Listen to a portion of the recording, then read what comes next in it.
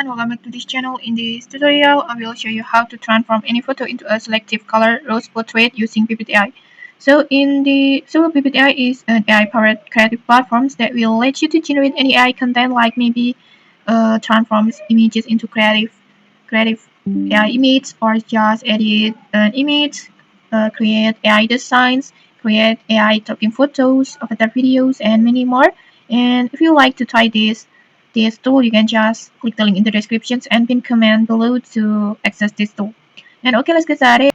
First, just open the BBI, and then next, just go to Image Studio, choose AI Designs, upload your photo like this, and then next, just